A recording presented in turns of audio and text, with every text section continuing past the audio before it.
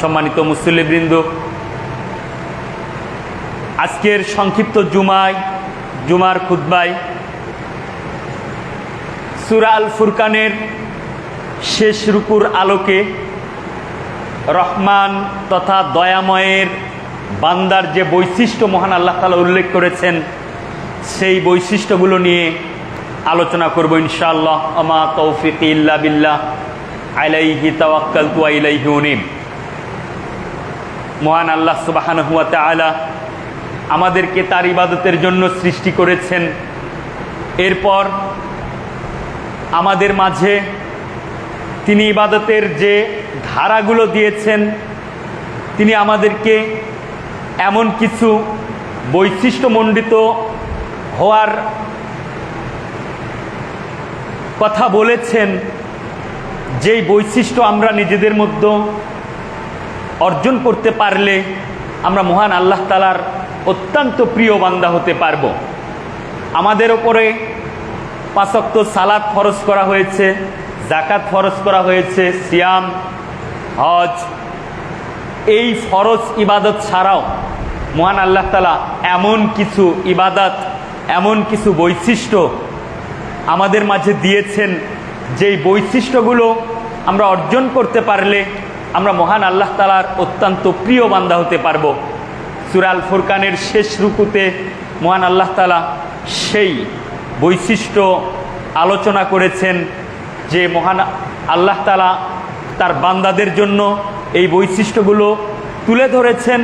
যেই বান্দারা এই বৈশিষ্ট্যমণ্ডিত হতে পারবে তারাই মহান আল্লাহ তাআলার খাস প্রিয় বান্দা হবে এবং তার ভালোবাসা, তার স্নেহ, তার করুণার তারা চাদরে ঘিরে থাকবে। মহান আল্লাহ তাআলা তার বান্দাদেরকে আল্লাহর বান্দা এমন সম্বোধন করেছেন, কিন্তু এই সূরা ফুরকানের শেষ রুকুতে তিনি বান্দাদেরকে যা সম্বোধন করেছেন সেটা হচ্ছে ইবাদুর রহমান, রহমানের বান্দা তথা দয়াময়ের বান্দা। আল্লাহ তাআলা চাইলে তিনি বলতে পারতেন ইবাদুল্লাহ, আল্লাহর বান্দা, অথবা বলতে পারতেন ইবাদুন লির রহমান, রহমানের জন্য নিবেদিত বান্দা। কিন্তু তিনি তা না বলে এখানে বলেছেন ইবাদুল্লাহ, ইবাদুর রহমান, রহমানের বান্দা। এখানে আরবি ব্যাকরণ অনুযায়ী মুদফ এবং মুদফ ইলাই ব্যবহার হয়েছে, যে মুদফ এবং মুদফ ইলাইয়ের মধ্যে অন্য কোনো কিছু আর আসে না, সরাসরি এই বান্দা আল্লাহ তাআলার সাথে সম্পৃক্ত। এবং মহান আল্লাহ তাআলা যত জায়গায় মানুষকে বান্দা হিসাবে সম্বোধন করেছেন, সেখানেই তার দয়া এবং করুণা স্পষ্ট হয়ে উঠেছে। মহান আল্লাহ তাআলা পবিত্র কোরআনে নবী মুহাম্মদুর রাসূলুল্লাহ সাল্লাল্লাহু আলাইহি ওয়াসাল্লামকে 7টি জায়গায় তার বান্দা হিসেবে পরিচয় দিয়েছেন। কোথাও বলেছেন আবদিহি, তার বান্দা, কোথাও বলেছেন আবদানা, আমার বান্দা। মুমিনদেরকে তিনি বলেছেন ইয়া ইবাদি, হে আমার বান্দাগণ। তো মহান আল্লাহ তাআলার করুণা, তার ভালোবাসায় স্পষ্ট হয়ে উঠেছে এই সূরা ফুরকানের শেষ রুকুতে। এই আয়াতগুলোতে মহান আল্লাহ তাআলা তার সবচেয়ে প্রিয় বান্দাদের, তার প্রিয় বান্দা হওয়ার জন্য যে বৈশিষ্ট্যগুলো অর্জন করতে হবে সেই বৈশিষ্ট্যগুলো তুলে ধরেছেন। তিনি 12টি বৈশিষ্ট্য তুলে ধরেছেন, যার প্রথমেই রয়েছে ওয়া ইবাদুর রহমানিল্লাযীনা ইয়ামশুনা আলাল আরদি হাওনা ওয়া ইযা খাতাবাহুমুল জাহিলুন ক্বালু সালামা। তিনি বলেন ওয়া ইবাদুর রহমান, রহমানের বান্দা তারাই, দয়াময়ের বান্দা তারাই হবে আল্লাযীনা ইয়ামশুনা আলাল আরদি হাওনা, যারা জমিনের বুকে বিনয় এবং নম্রভাবে চলবে, বিনয় এবং নম্রভাবে চলাফেরা করবে। যে বৈশিষ্ট্যগুলো তুলে ধরেছেন, সাধারণত মনে হচ্ছিল যেন তারা, তাদের কথায় আল্লাহ তাআলা প্রথমে বলবেন যারা সালাত আদায় করে, যারা রাত্রিবেলাতে তাহাজ্জুদ সালাত পড়ে, যারা আল্লাহ তাআলার সঙ্গে সালাতের মাধ্যমে সংযোগ করে, আল্লাহ তাআলা তাদের কথা বলবেন। কিন্তু মহান আল্লাহ তাআলা শুরুতে তাদের কথা না বলে তিনি বললেন যে রহমানের বান্দা তারাই হবে যারা জমিনের ওপরে বিনয় এবং নম্রভাবে চলবে। বিনয় এবং নম্রভাবে চলবে, হাউনা অর্থাৎ নম্রভাবে চলবে, বিনয়ভাবে চলবে। ইবনে কাসির রাহিমাহুল্লাহ তিনি বলেন বিসাকিনাতিন ওয়া ওয়াকারিন মিন গায়রি জাবারিয়াতিন ওয়ালা ইস্তিকবারিন, অর্থাৎ বিনয় এবং নম্রভাবে চলবে, আর সেখানে কোনো প্রকারের উদ্ধত অহংকারের কোনো ছোঁয়া থাকবে না। তার চলনে ফিরনে কোনো প্রকারের অহংকার থাকবে না। আলাল আরদে, জমিনের ওপরে। জমিনের ওপরে বলতে আপনি শুধুমাত্র আপনার বাসায় বা আপনার সমাজে নয়, বরং আপনার চলার প্রতিটা জায়গায় আপনি বিনয় এবং নম্রতার সাথে চলবেন। আপনি যখন পরিবারে চলবেন, পরিবারে বিনয় নম্রভাবে চলবেন। আপনি যখন আপনার পেশাগত জায়গায় যাবেন, সেখানে বিনয় নম্রভাবে চলবেন। যখন আপনি রাস্তাঘাটে চলবেন, বিনয় নম্রভাবে চলবেন। আপনি যখন মসজিদে আসবেন, বিনয় নম্রভাবে চলবেন। বাজার ঘাটে যাবেন, বিনয় নম্রভাবে চলবেন। আপনি আপনার ছোটদের সঙ্গে যখন আপনি কথাবার্তা বলবেন, সেখানে আপনি স্নেহ মমতা বিনয় নম্রতা দেখাবেন। বড়দের সাথে যখন চলবেন, সেখানেও আপনি শ্রদ্ধার সাথে বিনয় নম্রতা দেখাবেন। যখন আপনি আপনার অধীনস্থদের সাথে কথা বলবেন, সেখানে বিনয় নম্রতা ফুটে উঠবে। যখন আপনি আপনার ঊর্ধ্বতন কর্মকর্তাদের সঙ্গে কথা বলবেন, চলাফেরা করবেন, সেখানে বিনয় নম্রতা প্রকাশ করতে হবে। এটাই হচ্ছে আলাল আরদ, অর্থাৎ জমিনের বুকে যেখানেই আপনি চলেন না কেন, আপনার বিনয় এবং নম্রতার সঙ্গে চলতে হবে। সেখানে কোনো প্রকারের অহংকার থাকবে না, কোনো প্রকারের অহংকার থাকবে না। তো বিনয় নম্রতার বিপরীতে যেটা হবে, সেটা হচ্ছে আপনার মাধ্যমে অহংকার প্রকাশ পাবে। এটা রহমানের বান্দার পরিচয় নয়, বৈশিষ্ট্য নয়, বরং রহমানের বান্দার বৈশিষ্ট্য হচ্ছে সে সর্বাবস্থায় বিনয় ভাব দেখাবে, নম্রতা দেখাবে। আর এর বিপরীতে যে অহংকার ফুটে উঠবে, এটা মহান আল্লাহ তাআলা পছন্দ করেন না। তাই তো তিনি বলেন ওয়ালা তামশি ফিল আরদি মারাহা। এখানেও বলেছেন যে ওয়ালা তামশি ফিল আরদি মারাহা, তুমি যখন জমিনের মুখে চলবে তখন উদ্ধত এবং অহংকার ভাবে চলো না।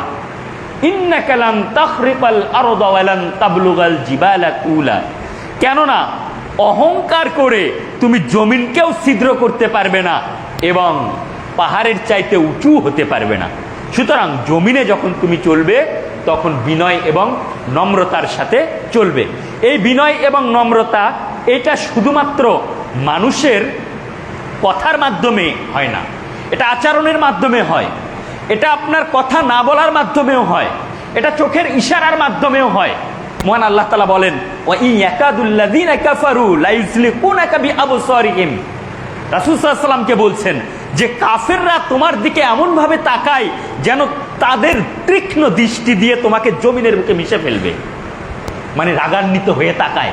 মানুষ অনেক সময় কথা বলে না, কিন্তু রেগে যায়, রেগে গিয়ে তার দিকে এমন ভাবে তাকায় যে মনে হচ্ছে যে তার চোখের দৃষ্টি দিয়ে তাকে খেয়ে ফেলবে।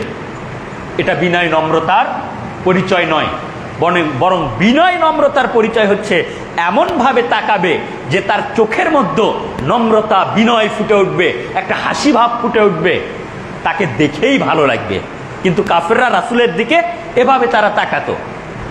এর বাস্তব উদাহরণ দেওয়া যায় এইভাবে যে আজকালকার যুবকরা যখন তারা অন্যায় করে, তখন তাদের পিতা হয়তো তাকে বকা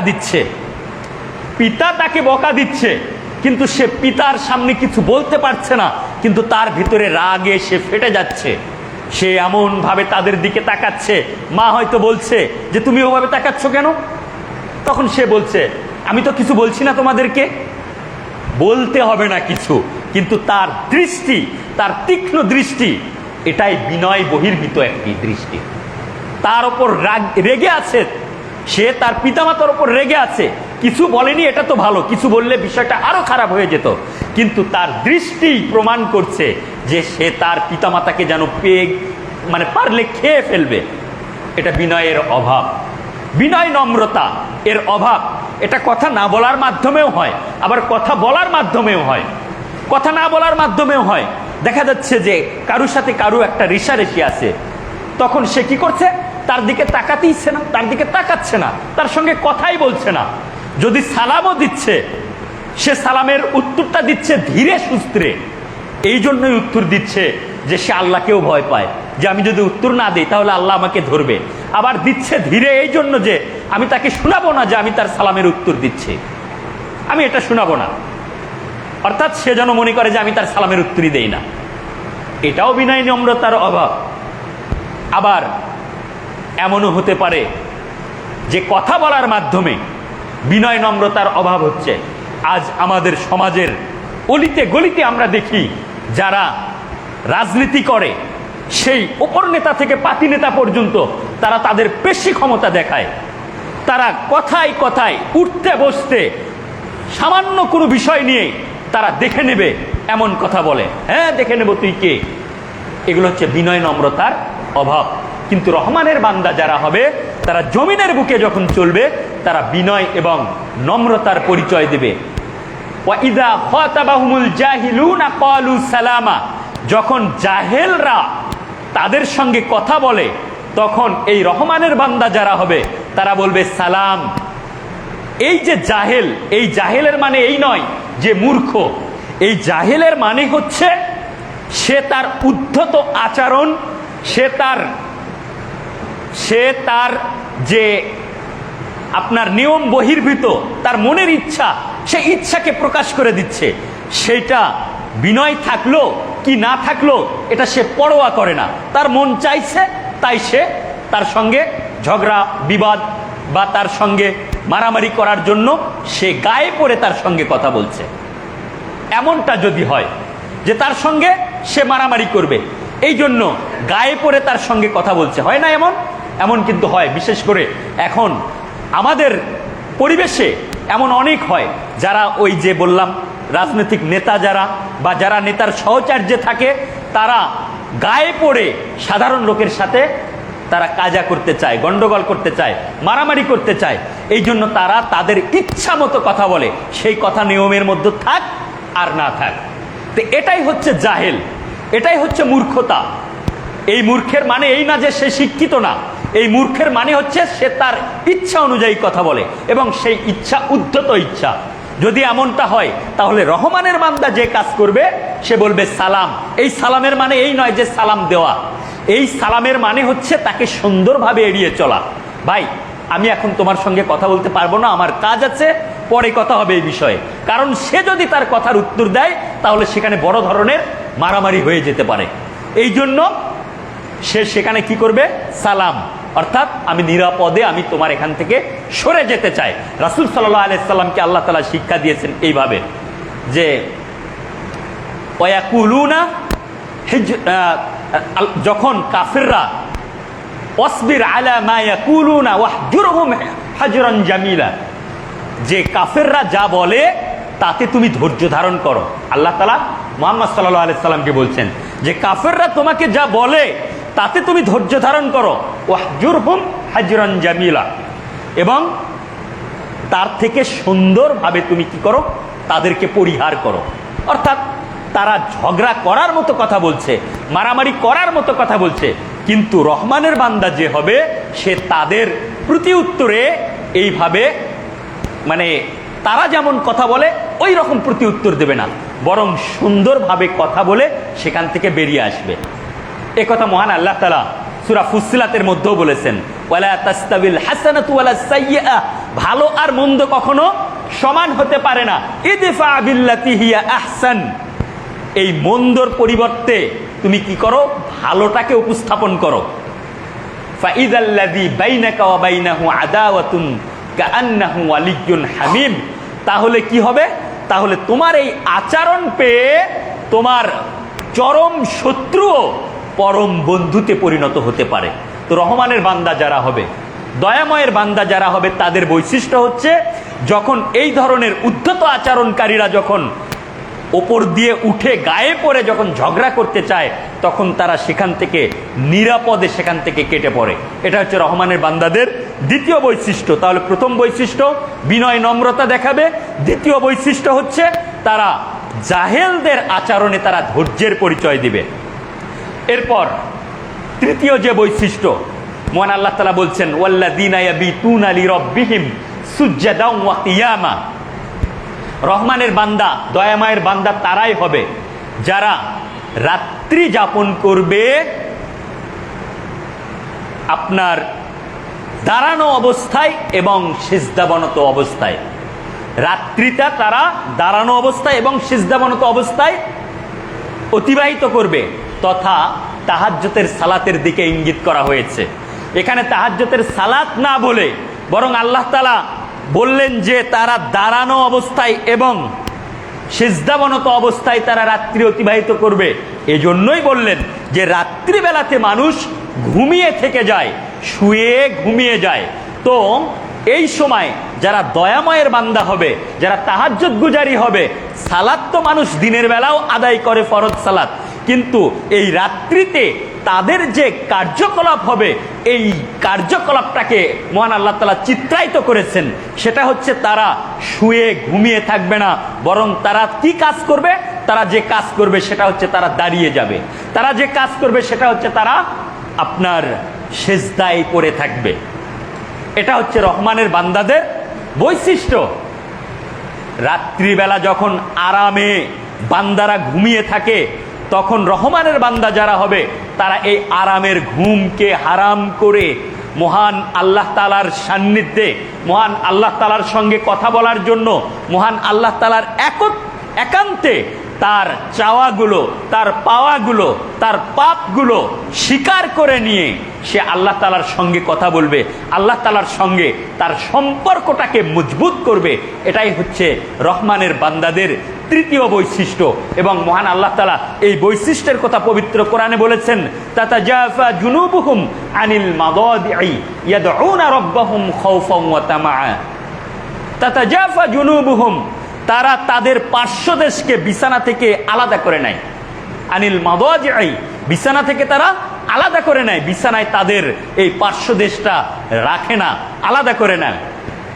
ইয়াদউনা খাওফাহুম খাওফান ওয়া তামাআ, এবং তারা তাদের রবকে ভয়ে এবং আশায় ডাকে ওই রাত্রিবেলাতে। কারণ তারা জানে যে তাদের রব রাত্রির শেষ তৃতীয়াংশে দুনিয়ার আসমানে নেমে আসেন এবং বলতে থাকেন, আমার কোন বান্দা আছো, আমার কাছে কি চাও, আমি তার চাওয়া পূর্ণ করে দেব।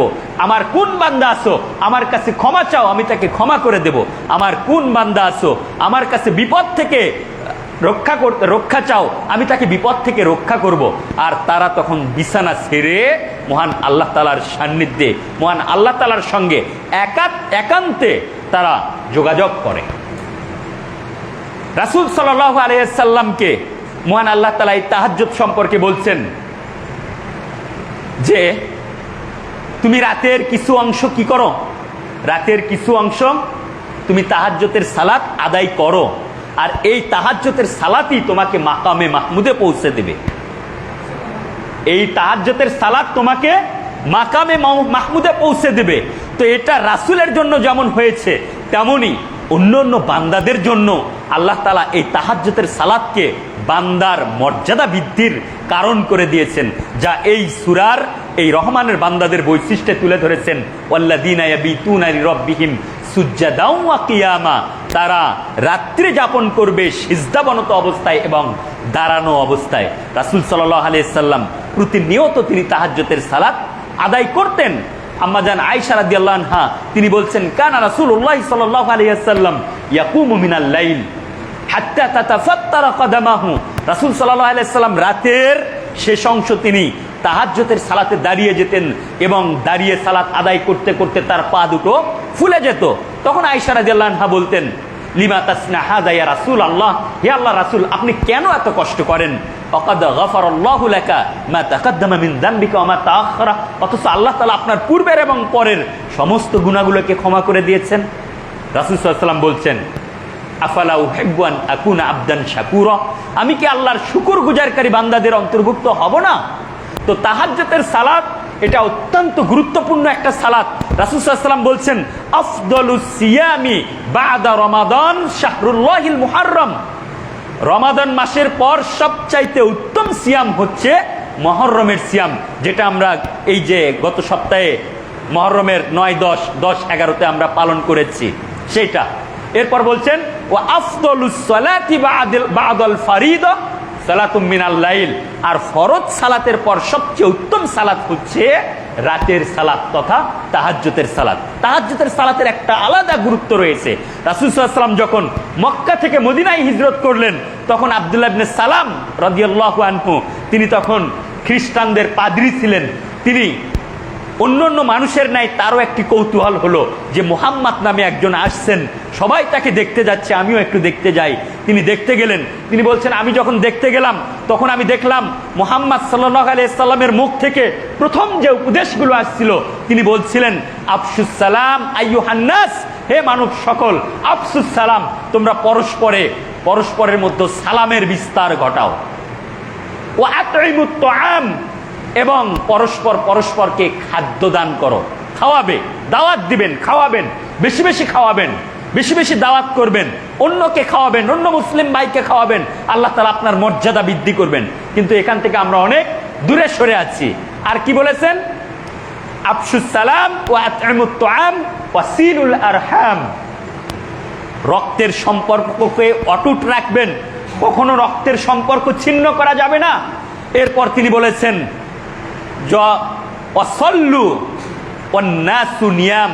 আর মানুষ যখন ঘুমিয়ে থাকে তখন সালাত আদায় করবে, অর্থাৎ তাহাজ্জুদের সালাতের কথা বলা হয়েছে, কারণ ওই সময় মানুষ ঘুমিয়ে থাকে। তো তাহাজ্জুদের সালাত আদায় করবে, তাহলে কি হবে? তাদখুলুল জান্নাতা বিসালাম, তাহলে নিরাপদে জান্নাতে প্রবেশ করবে। এই কাজগুলো করে নিরাপদে জান্নাতে প্রবেশ করবে।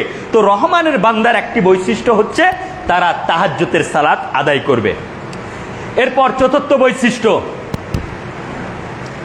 ওয়াল্লাযীনা ইয়াকুলুনা রব্বানা আসরিফ আন্না আযাবা জাহান্নাম ইন্না আযাবাহা কানা গরামা, রহমানের বান্দা বা দয়াময়ের বান্দা তারাই হবে যারা কি বলবে?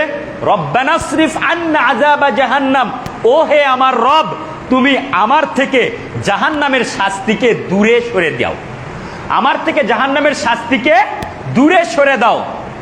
ইন্নাহা সাআত মুস্তাকাররাম ওয়া মাকামা, এবং নিঃসন্দেহে এই শাস্তি, এই জাহান্নাম, এটা অত্যন্ত অবস্থানের জন্য, বাসস্থানের জন্য খুবই নিকৃষ্টতর একটি জায়গা। তো এই জাহান্নাম থেকে আমাদেরকে দূরে সরিয়ে দাও।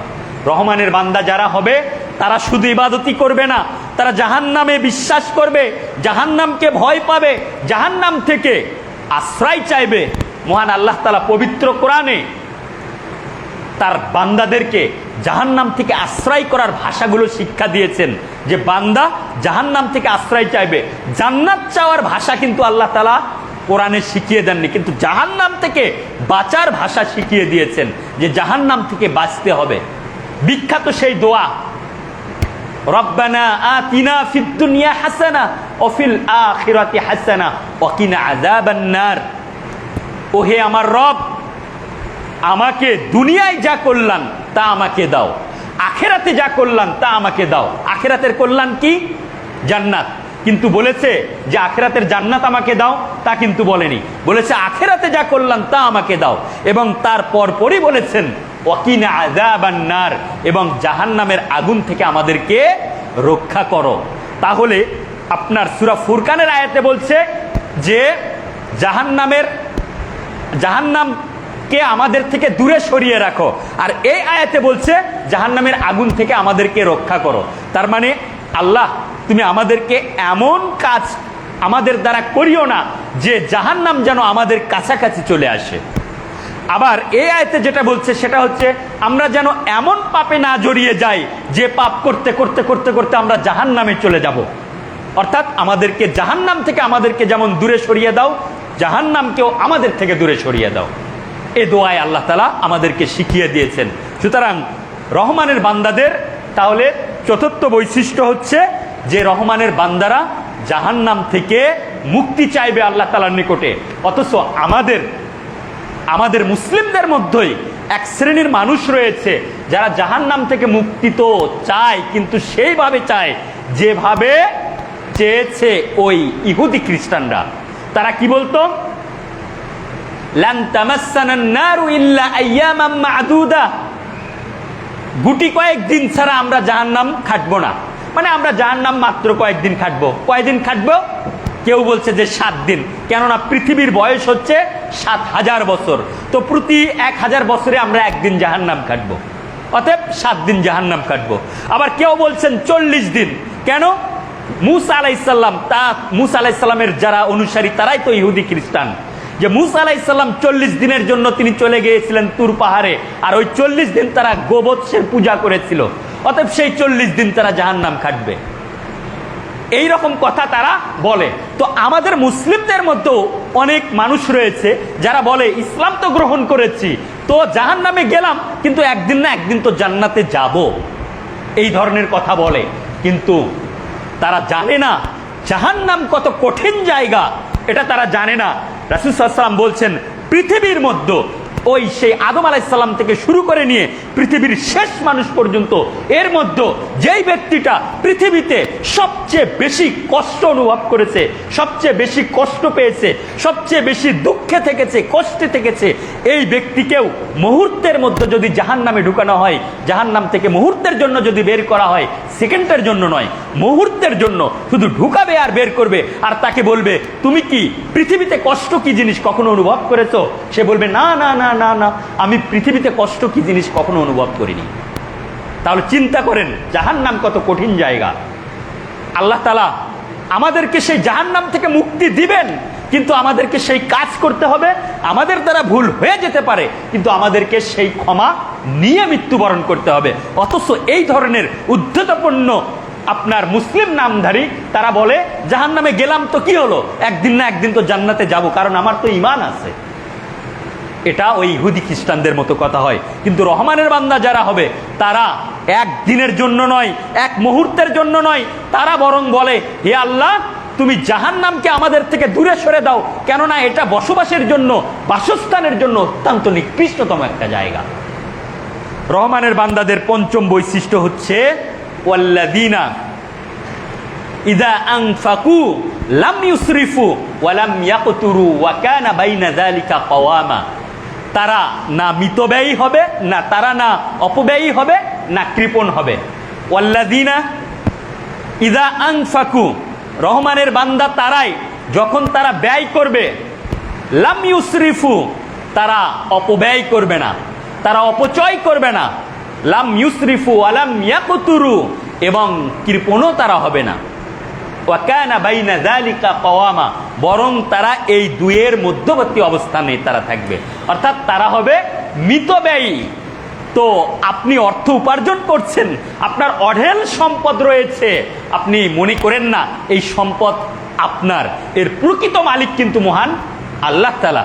সুতরাং আপনি সেই সম্পদকে আপনার মনের ইচ্ছা অনুযায়ী আপনি ব্যবহার করতে পারেন না, বরং আপনি রহমানের বান্দা যারা হবে তারা নিজেদের খেয়াল খুশি মতো এই সম্পদকে ব্যয় করা অথবা কুক্ষিগত করে ধরে রাখতে তারা পারবে না, বরং তারা আল্লাহ তাআলার নির্দেশনা অনুযায়ী ওই সম্পদ ব্যয় করবে এবং ওই সম্পদকে তারা গচ্ছিত রাখবে। আর সেটা কি? সেটা হচ্ছে তারা না অপব্যয় করবে, না কৃপণ হবে, তারা মধ্যম পন্থা অবলম্বন করবে। মহান আল্লাহ তাআলা বলছেন ওয়ালা তাজআল ইয়াদাকা মাগলুলাতান ইলা উনুকিকা, তোমরা তোমাদের হাতকে তোমাদের গলায় আটকে রেখো না, অর্থাৎ তোমরা কৃপণ হয়ো না, এবং সেই হাতকে তোমরা প্রশস্তও করো না, অর্থাৎ তোমরা অপব্যয়ও করো না। আপনার অর্থ সম্পদ রয়েছে, আর সেই সম্পদ আপনি শরীয়ত বিরোধী পথে আপনি ব্যয় করে দিবেন, আপনি এই সম্পদ আপনার প্রয়োজন নাই খরচ করার, তারপরেও আপনি খরচ করবেন, আপনার নারীর পিছনে অবৈধভাবে খরচ করবেন, আপনি জুয়ায় খরচ করবেন, আপনি মদে খরচ করবেন, আপনার প্রয়োজন নেই এই ধরনের খরচ করবেন, এটা আল্লাহ তাআলা নিষেধ করেছেন। বরং রহমানের বান্দা যারা হবে তারা হবে মিতব্যয়ী, তারা মিতব্যয়ী, তাদেরকে যেখানে যেখানে খরচ করতে বলেছেন সেখানেই তারা খরচ করবে, এবং তারা কৃপণতাও করবে না। আপনার নিজের প্রয়োজন আপনি কি করেন না, সম্পদ ব্যয় করেন না। আপনার পরিবারের প্রয়োজন, আপনার সন্তানের প্রয়োজন, আপনার স্ত্রীর প্রয়োজন, আপনার পিতামাতার প্রয়োজন, আপনার সমাজের প্রয়োজন, আপনার সমাজে মসজিদ রয়েছে, মসজিদের প্রয়োজন, মাদ্রাসা রয়েছে, মাদ্রাসার প্রয়োজন, আপনার আশেপাশে গরিব দুঃখী রয়েছে, তাদের প্রয়োজন, আপনার আশেপাশে আত্মীয় স্বজন গরিব রয়েছে, তাদের প্রয়োজন। আপনি তাদেরকে 2-4 পয়সা কিছুই দেন না, সব সম্পদ শুধু কুক্ষিগত করে জমা করে রাখছেন। এটা আল্লাহ তাআলা চান না। রহমানের বান্দা যারা হবে তারা না অপচয় করবে, তারা না কৃপণ হবে, বরং তারা মিতব্যয়ী হবে। রহমানের বান্দার 6 নাম্বার যে বৈশিষ্ট্য সেটা হচ্ছে তারা শিরিক করবে না। মহান আল্লাহ তাআলা বলেন, والذين لا يدعون مع الله إلها آخر ولا يقتلون النفس التي حرم الله إلا بالحق ولا يزنون। এই আয়াতে 3টা বড় বড় পাপের কথা বলা হয়েছে। কাবিরা গুনাহ সবচেয়ে বড় বড় পাপের কথা বলা হয়েছে। রহমানের বান্দা যারা হবে তারা এই পাপে জড়াবে না। কি কি পাপ সেটা? লা ইয়াদউনা মা আল্লাহি ইলাহান আখর, তারা আল্লাহ তাআলার সঙ্গে অন্য কাউকে ডাকবে না, অন্য কাউকে শিরিক করবে না। রহমানের বান্দারা শিরিক মুক্ত থাকবে। রহমানের বান্দারা শিরিক মুক্ত থাকবে, কারণ তারা রহমানের বান্দা, আর ওই রহমান তাদের সৃষ্টিকর্তা, ওই দয়াময় আল্লাহ তাআলা তাদের সৃষ্টিকর্তা। সুতরাং তার সঙ্গে শিরিক করা এটা হচ্ছে সবচেয়ে বড় জুলুম। এই পৃথিবীর বুকে, আসমানের নিচে, জমিনের উপরে সবচেয়ে বড় জুলুম হচ্ছে মহান আল্লাহ তাআলার সঙ্গে শিরিক করা। যেই মহান আল্লাহ তাআলা আপনাকে সৃষ্টি করেছেন, অথচ আপনি তার সঙ্গে অন্য কোনো মানুষকে, অন্য কোনো সৃষ্টিকে আপনি তার সঙ্গে শরিক করছেন। এর চেয়ে বড় জুলুম আর কিছু হতে পারে না। আল্লাহ তাআলা বলেন, ইন্না শিরকা লা যুলমুন আযীম, নিশ্চয় শিরক হচ্ছে সবচেয়ে বড় জুলুম। আর এই কারণে মহান আল্লাহ তাআলা পৃথিবীর বুকে যত অপরাধ করেন না কেন, সেই অপরাধ আল্লাহ তাআলা ইচ্ছা করলে ক্ষমা করে দিতে পারেন, কিন্তু শিরকের অপরাধ তিনি ক্ষমা করবেন না। ইন্নাল্লাহা লা ইয়াগফিরু আন ইউশরাকা বিহি ওয়া ইয়াগফিরু মা দুনা যালিকা লিমান ইয়াশা। নিশ্চয় আল্লাহ তাআলা তার সঙ্গে শিরকের পাপকে তিনি ক্ষমা করবেন না, আর শিরকের পাপ ব্যতীত অন্য যে কোনো পাপ তিনি ইচ্ছা করলে ক্ষমা করে দিতে পারেন। এই কথা হাদিসে কুদসিতেও আল্লাহ তাআলা বলছেন, ইয়া ইবনে আদম লাউ আতাইতানি বিকুরাবিল আরদি খাতায়া সুম্মা লাকিতানি লা তুশরিক বি শাইআ লা আতাইতুকা বিকুরাবিহা মাগফিরা। হে আদম সন্তান, তোমরা যদি পৃথিবীর ফাঁকা পরিমাণ পাপ নিয়ে আমার সামনে হাজির হও, আর এর মধ্যে যদি শিরকের পাপ না থাকে, তাহলে আমিও তদ্রূপ পরিমাণ ক্ষমা নিয়ে তোমাদের সামনে হাজির হব। এখানে একটা বিষয় আলাদাভাবে আপনাকে বলে রাখি, এই পাপ হতে হবে আল্লাহ তাআলার সঙ্গে জড়িত পাপ। এইবা হাক্কুল্লাহ, আল্লাহর সঙ্গে জড়িত পাপ হতে হবে। শিরক ব্যতীত অন্য পাপ যেটা আল্লাহ ক্ষমা করবেন, সেটা আল্লাহর সাথে জড়িত পাপ হতে হবে। কিন্তু হাক্কুল ইবাদ, যেটা মানুষের সঙ্গে জড়িত পাপ যদি আপনি করেন, সেই পাপ আল্লাহ কোনো দিন ক্ষমা করবেন না। ওই মানুষের কাছে আপনার ক্ষমা নিতে হবে। আপনি কোনো মানুষকে গালি দিয়েছেন, আল্লাহ ক্ষমা করবেন না। আপনি কোনো মানুষের সম্পদ চুরি করেছেন, আল্লাহ ক্ষমা করবেন না। আপনি কোনো মানুষের সম্পদ আত্মসাৎ করেছেন, আল্লাহ ক্ষমা করবেন না। আপনি কোনো মানুষকে চপটাঘাত করেছেন, আল্লাহ ক্ষমা করবেন না। এর জন্য আপনাকে ওই মানুষের কাছেই ক্ষমা নিতে হবে, অন্যথায় কাল কিয়ামতের মাঠে আপনি ঠেকে যাবেন। আল্লাহ তাআলা এই পাপ ক্ষমা করবেন না, সেই আল্লাহ তাআলা এই ক্ষমার ভার ওই মানুষের ওপরেই দিয়েছেন। তো রহমানের বান্দা যারা হবে তারা শিরক করবে না। আর কি করবে না? ওয়ালা ইয়াকতুলুনান নাফসাল্লাতী হারামাল্লাহু ইল্লা বিল হক, এবং অন্যায়ভাবে তারা মানুষ হত্যা করবে না। অন্যায়ভাবে মানুষ হত্যা করবে না, কারণ মানুষ হত্যা করা এটা একটা জঘন্যতম পাপ। মহান আল্লাহ তাআলা বলছেন, মান কাতালান নাফসা, যে ব্যক্তি কোনো মানুষকে হত্যা করলো, কাআন্নামা কাতালান নাসু জামিআ, সে যেন পৃথিবীর বুকের সমস্ত মানুষকে হত্যা করলো। কোনো মানুষ যদি একজন মানুষকে অন্যায়ভাবে হত্যা করে, সে যেন পৃথিবীর সকল মানুষকে হত্যা করলো। তার মানে পৃথিবীর সকল মানুষকে হত্যা করার যে পাপ, সেই পাপ হয়ে যাবে তার। অতএব রহমানের বান্দা কখনো অন্যায়ভাবে মানুষ হত্যা করবে না। অথচ আজকের দিনে বর্তমান সমাজে আপনার বিধর্মীরা তো, তারা তো পাখির মতো মানুষ মারছে, মুসলিমদেরকে মারছে। এমনকি আমাদের মুসলিম নামধারীরাও, তারাও ক্ষমতার লোভে, ক্ষমতার আশায় তারা নির্বিঘ্নে পাখির মতো তার আরেক মুসলিম ভাইকে মেরে ফেলছে, ক্ষমতার লোভে। অথচ আল্লাহ তাআলা কি বলছেন? যে একজন মানুষকে মারলো মানে গোটা পৃথিবীর মানুষকে সে মারলো। তো রহমানের বান্দা যারা হবে তারা অন্যায়ভাবে কোনো মানুষকে হত্যা করবে না। 3 নম্বর যে পাপের কথা এই আয়াতে বলা হয়েছে সেটা হচ্ছে ওয়ালা ইয়াজনুন, তারা জিনা করবে না, তারা জিনা করবে না। এটা একটা নিকৃষ্টতম পাপ। মহান আল্লাহ তাআলা বলেন ওয়ালা তাকরাবুজ জিনা ইন্নাহু কানা ফাহিশাতাও ওয়া সাআ সাবিলা, তোমরা জিনার নিকটবর্তীও হও না, কেননা এটা নিকৃষ্টতম পাপ, এটা হচ্ছে নিকৃষ্টতম পাপ। অথচ সমাজে আজকাল সমাজে জিনায় সয়লাভ হয়ে গেছে, মানুষ জিনা ব্যভিচারে সয়লাভ হয়ে গেছে। আপনি চিন্তাও করতে পারবেন না এই মানুষ কিভাবে, মানে এই জিনার পাপ এইটা এমন একটা অবস্থা যে সম্ভ্রান্ত পরিবার থেকে শুরু করে নিয়ে আলেম ওলামা পর্যন্ত তারাও এখান থেকে রেহাই নেই, তারাও সুযোগ পাইলেই জিনা করে। এটা এমন একটা পাপ যে পাপ করার আগ পর্যন্ত একটা পর্দা থাকে, কিন্তু যখন শুরু হয়ে যায় তখন এই পর্দা উঠে যায়, তখন তার মধ্যে আর হায়া লজ্জা বলে কিছু থাকে না। এটা আপনার ওই হেরোইন গাঁজা নিশার মতো হয়ে যায় এই জিনার পাপটাও। কিন্তু রহমানের বান্দা যারা হবে তারা এই জিনার মতো এই পাপটা করবে না। তাহলে রহমানের বান্দার বৈশিষ্ট্যের মধ্যে এই আয়াতে 6, 7, 8 নম্বর আপনার বৈশিষ্ট্য বলেছেন। 6 নম্বর হচ্ছে তারা শিরিক মুক্ত থাকবে, আল্লাহ তাআলার সঙ্গে শিরিক করবে না। 7 নম্বর তারা অন্যায়ভাবে মানুষ হত্যা করবে না।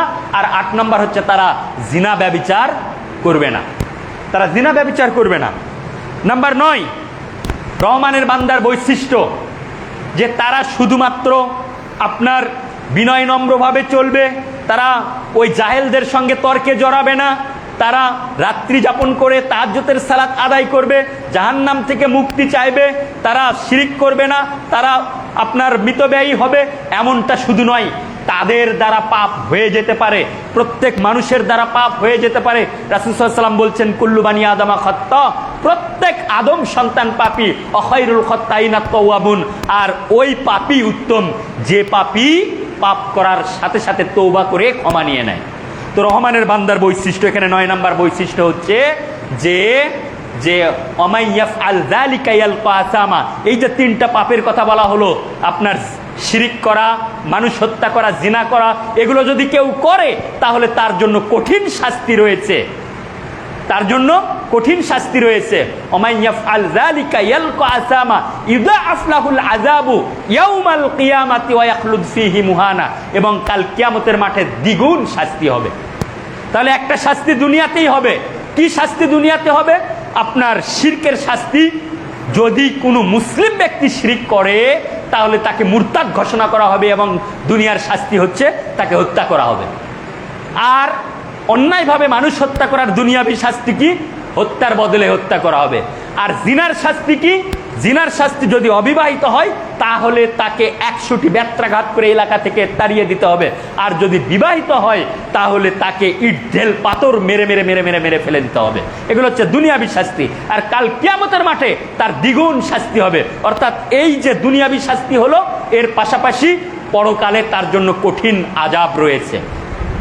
এরপর মহান আল্লাহ তাআলা বলছেন ইল্লা মান তাবা, যে ব্যক্তি তওবা করবে, ওয়া আমানা, এবং ঈমান আনবে, অর্থাৎ এই পাপ থেকে ফিরে আসলো, পুনরায় ঈমান আনলো, ওয়া আমিলা সলিহান, এবং সৎ কর্ম করলো।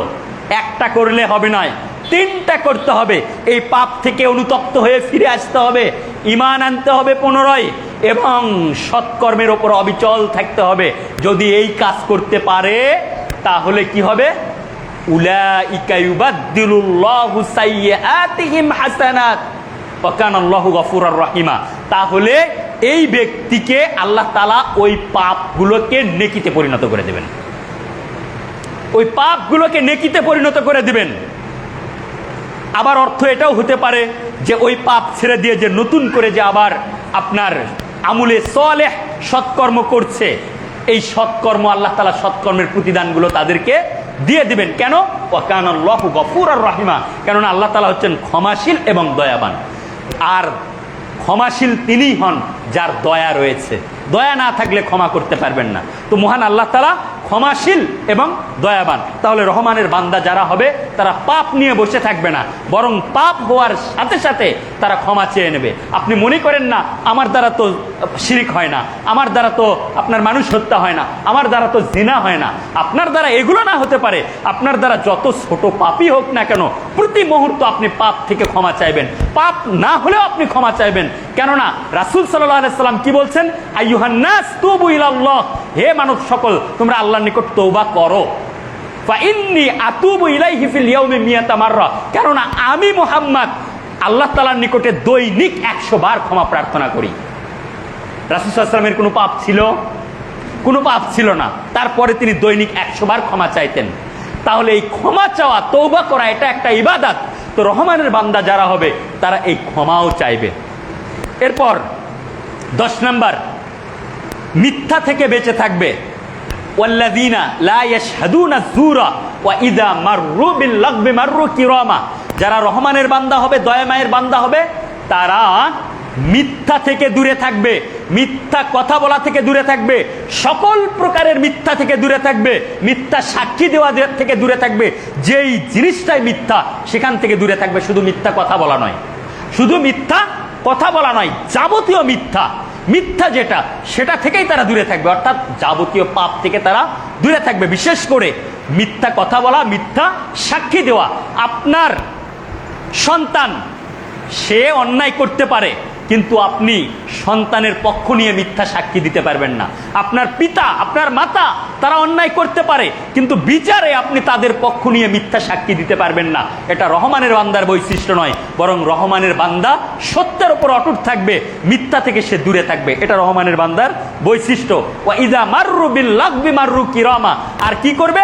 যখন কোথাও কোনো অহেতুক কথা হচ্ছে, অহেতুক কাজ হচ্ছে, তখন সে সম্মানের সাথে সেখান থেকে দূরে সরে চলে যাবে। আমি ছোট্ট একটা উদাহরণ দেই।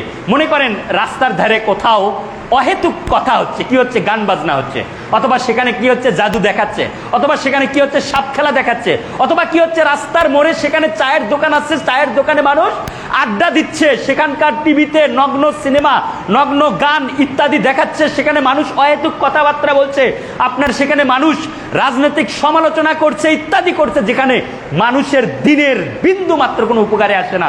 রহমানের বান্দা যারা হবে তারা ওই জায়গায় যাওয়া তো দূরের কথা, তারা ওই রাস্তায় ত্যাগ করবে সম্মানের সাথে, সম্মান ধরে রাখার জন্য ওই জায়গাতেই তারা যাবে না। এটা হচ্ছে রহমানের বান্দার বৈশিষ্ট্য। রহমানের বান্দার 11 নম্বর বৈশিষ্ট্য হচ্ছে ওয়াল্লাযীনা ইযা যুক্কিরু বিআয়াতি রাব্বিহিম লাম ইয়াখিরু আলাইহা সুম্মা ওয়া উময়ানা, যখন আল্লাহ তাআলার কোনো আয়াত তার সামনে তেলাওয়াত করা হবে, বা কোনো আয়াত যখন তার সামনে বর্ণনা করা হবে, তখন বধির এবং অন্ধের ন্যায় আচরণ করবে না। এর মানে কি? এর মানে হচ্ছে আপনাকে বলা হলো যে আপনি সালাতের সময় আপনি অহেতুক চলাফেরা করছেন, আপনাকে বলা হলো আকিমিস সালাত, আল্লাহ তাআলা বলেছেন সালাত কায়েম করতে, চলো সালাতে যাই। সে আল্লাহ তাআলার এই আয়াতকে মানে মূল্যায়নই করছে না, দামই দিচ্ছে না। এই যাও তোমার কাম তুমি করো, আমি যখন ইচ্ছা করলাম করলাম, না করলাম না করলাম। এটা হচ্ছে বধিরের কাজ, এটা হচ্ছে অন্ধের কাজ। অর্থাৎ মহান আল্লাহ তাআলার আয়াত, নিদর্শন, যে কোনো নিদর্শন পাওয়ার সাথে সাথে রহমানের বান্দা যারা হবে তারা এই অন্ধের আচরণ করবে না, তারা এই বধিরের আচরণ করবে না, বরং আল্লাহ তাআলার নিদর্শন, তার আয়াত শোনার সাথে সাথে সেটাকে তারা গ্রহণ করে নেবে এবং তার জীবনে তারা বাস্তবায়ন করবে, তার জীবনে তারা বাস্তবায়ন করবে। যে কোনো নিদর্শন হোক, সেটা কোরআনের আয়াত হোক বা মহান আল্লাহ তাআলার যে কোনো নিদর্শন হোক, সেই নিদর্শন থেকে তারা শিক্ষা নিয়ে নিজের জীবনে বাস্তবায়ন করবে, নিজের জীবনে বাস্তবায়ন করবে। যখন আপনার ফিরাউনকে যখন ডুবিয়ে দেওয়া হলো এবং ফিরাউনের লাশটাকে আল্লাহ তাআলা ওই সময় সংরক্ষণ করলেন পরবর্তীদের জন্য নিদর্শন হিসাবে, পরবর্তীদের জন্য নিদর্শন হিসাবে, মহান আল্লাহ তাআলা বলছেন আমি তো নিদর্শন হিসাবে সংরক্ষণ করলাম, কিন্তু এই জাতি আমার এই নিদর্শন সম্পর্কে গাফেল। যে আল্লাহ তাআলার সঙ্গে বাড়াবাড়ি করে তাকে যে আমি ধ্বংস করি, এই আয়াতগুলো, এই নিদর্শনগুলো তাদের কাছে শোনানোর পরেও তারা গাফেল। কিভাবে গাফেল? পুনরায় তারা একই অন্যায় করে, একই অন্যায় তারা আবার ঘুরে আবার একই অন্যায় করে। এই জন্য রহমানের বান্দা যারা হবে তারা আল্লাহ তাআলার নিদর্শন শোনার পরে, জানার পরে, আল্লাহ তাআলার আয়াত শোনার পরে তারা সেটাকে মেনে নেবে, নিজের জীবনে তারা বাস্তবায়ন করবে। এটা রহমানের বান্দার বৈশিষ্ট্য।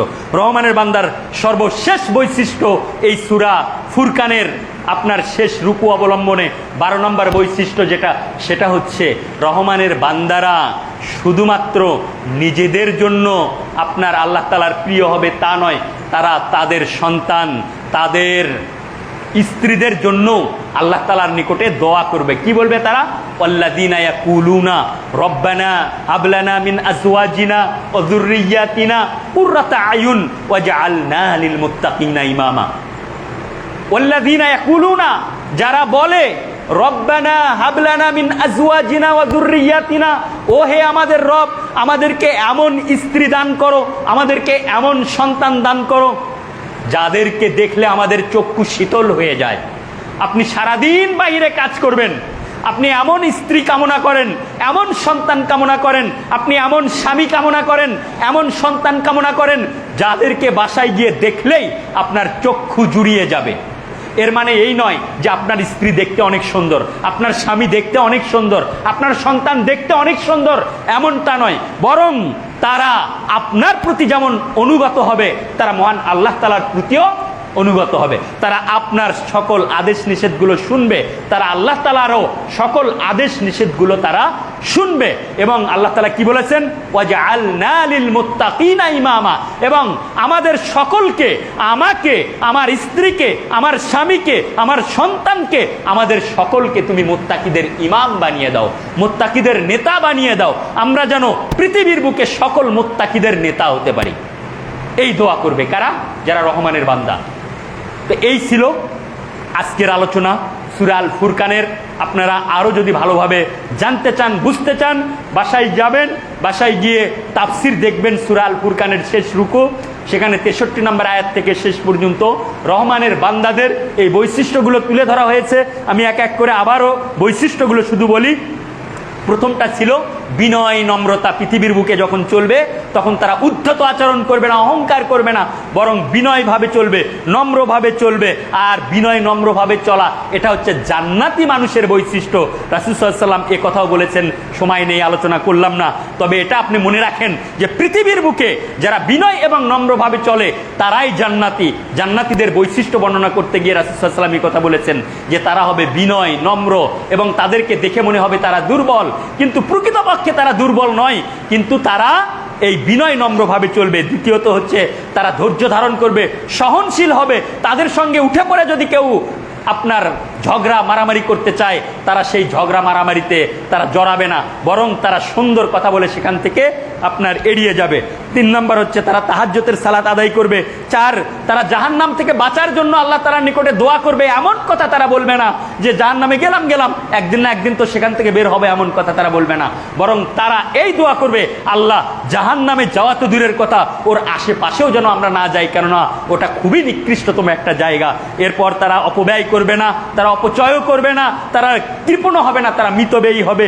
তারপর তারা শিরক থেকে মুক্ত থাকবে। এরপর তারা অন্যায়ভাবে কোনো মানুষকে হত্যা করবে না, তারা জিনা ব্যভিচারের সাথে তারা জড়াবে না। 9, তারা হচ্ছে তওবা করবে, তারা প্রতিনিয়ত তওবা করবে, পাপ হোক আর না হোক সে প্রতিনিয়ত তওবা করবে, কেননা তওবা করা একটি ইবাদত। এরপর 10 নম্বর হচ্ছে তারা যাবতীয় মিথ্যা থেকে, মিথ্যা বলা থেকে, মিথ্যা সাক্ষী দেওয়া থেকে তারা বিরত থাকবে। 11 নম্বর, কোরআনের যে কোনো আয়াত, দিনের যে কোনো আলোচনা, রাসূলের যে কোনো হাদিস শোনার সাথে সাথে তারা সেটাকে আপনার উপেক্ষা করবে না, অন্ধের মতো না দেখে থাকবে না, বধিরের মতো না শুনে থাকবে না, বরং তারা সেটা নিজের জীবনে বাস্তবায়ন করবে। সামি'না ওয়া আতাইনা, এই সূত্র তারা নিজেকে অ্যাপ্লাই করবে, অর্থাৎ শুনলাম, গ্রহণ করে নিলাম। এরপর 11, 10, 12 নম্বর সর্বশেষ যেটা, সেটা হচ্ছে তারা এমন স্ত্রী, এমন সন্তান কামনা করবে মহান আল্লাহ তাআলার নিকটে, যেই স্ত্রী এবং সন্তান তার চক্ষু শীতল হয়ে যাবে।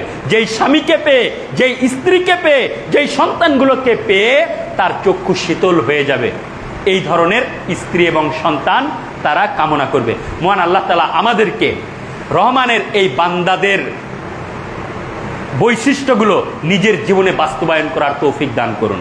এবং আমাদেরকে রহমানের বান্দা হওয়ার তৌফিক দান করুন। পরিশেষে আপনাদেরকে বলবো যে আমাদের মধ্যে, আচ্ছা আমি আর একটা কথা বলি, আপনারা যারা অভিভাবক আছেন, এই মসজিদে খুতবা শোনা এটা যে কত বড় নেকির কাজ, আপনাদেরকে নতুন করে বলার কিছু নেই। তবে শর্ত আছে, শর্ত হচ্ছে সুন্দরভাবে আসতে হবে, খতিবের খুতবা শুনতে হবে, কোনো প্রকারের আজে বাজে দিক মনোযোগ দেওয়া যাবে না, কাউকে খোঁচা দেওয়া যাবে না, কাউকে কোনো কিছু নিষেধ করা যাবে না, এই ধরনের কাজগুলো করতে হবে। তো আপনাদের অভিভাবকদেরকে এই জন্য বলছি যে আপনাদের সন্তানগুলো আসে, এই যে দেখেন পিছনে তারা খেলাধুলা করছে, অথচ তাদের বয়স 15 থেকে 17 বছর হবে, 15 থেকে 17 বছর হবে, তারা খেলছে, দেখেন খেলছে, এখনো তাকায় দেখেন তারা খেলছে। ওদের কি বাবা মা নেই? ওদের কি শিক্ষা দিতে পারে না যে শুক্রবারের দিন মসজিদে এসে তারা এই কাজগুলো করছে? এখনই যদি শিক্ষা না দেন, বড় হয়ে তারা এইভাবেই চলে যাবে। আপনাদেরকে সুবিনয় অনুরোধ করব, আপনারা আপনাদের সন্তানদেরকে আপনারা শিখান, ভদ্রতা শিখান, তাদেরকে আপনারা শালীনতা শিখান, তাদেরকে আপনারা রাসূলের আদর্শ শিখান, রাসূলের জীবনী তাদেরকে পড়ান, তাদেরকে আপনারা সাহাবীদের জীবনী পড়ান এবং তাদের মতো করে জীবন গড়ানোর চেষ্টা করেন। এবং পরিশেষে বলবো যে আমাদের মধ্যে অনেকেই অসুস্থ, আল্লাহ তাআলা তাদেরকে সুস্থ করুন, আমরা সেই দোয়া করি। আমাদের সাবেক সহসভাপতি মানা ভাই, তার মা অত্যন্ত গুরুতর অসুস্থ, তিনি আইসিইউতে ভর্তি হয়ে আছেন, আমরা তার জন্য দোয়া করব। তিনি দোয়া চেয়েছেন, আমরা তার জন্য প্রাণ ভরে দোয়া করব। মহান আল্লাহ তাআলা তাকে যেন সুস্থ করে তার আত্মীয় স্বজনদের মাঝে ফিরিয়ে দেন এবং ঈমান এবং আমলের ওপর তাকে রাখেন, হায়াতে তৈয়বা দান করেন। আমাদের সুপরিচিত মাসুদ ভাই, তিনি অসুস্থ হয়ে আপনার অপারেশন করেছেন, আমি তার সঙ্গে আমার গতকাল কথা হয়েছে, অনেকটাই তিনি আল্লাহ তাআলা তাকে আরোগ্য দান করেছেন, আমরা তার জন্য আরও দোয়া করব। আল্লাহ তাআলা তাকে শেফায়ে কামেলা দান করুন এবং আমাদের মাঝে তাকে সুস্থভাবে ফিরিয়ে নিয়ে আসুক, আমরা সেই দোয়া করব। এবং আরও যারা অসুস্থ রয়েছেন তাদের জন্য আমরা দোয়া করব এবং যারা মারা গেছেন আমরা তাদের জন্য দোয়া করব, আল্লাহ তাআলা তাদের ভুল ত্রুটিগুলো ক্ষমা করে দেন। এবং সর্বোপরি আপনাদের কাছে আমার সুবিনয় অনুরোধ, আমরা রহমানের বান্দার যে বৈশিষ্ট্যগুলো বললাম, এই 12টি বৈশিষ্ট্য সবগুলোও যদি আপনার মাঝে আয়ত্ত আপনি না করতে পারেন, এর মধ্যে যতটুকু সম্ভব কিছু কিছু বৈশিষ্ট্যগুলো অবশ্যই নিজের মধ্যে বাস্তবায়ন করার চেষ্টা করবেন। মহান আল্লাহ তাআলা আমাদেরকে সেই তৌফিক দান করুন। আকুলু কাউলি হাযা আস্তাগফিরুল্লাহ লি ওয়া লাকুম ওয়া লিসাইরিল মুসলিমিনা মিন কুল্লি যামবিন ওয়া আতুবু ইলাইহি ফাস্তাগফিরুহু ইন্নাহু হুয়াল গফুরুর রহিম।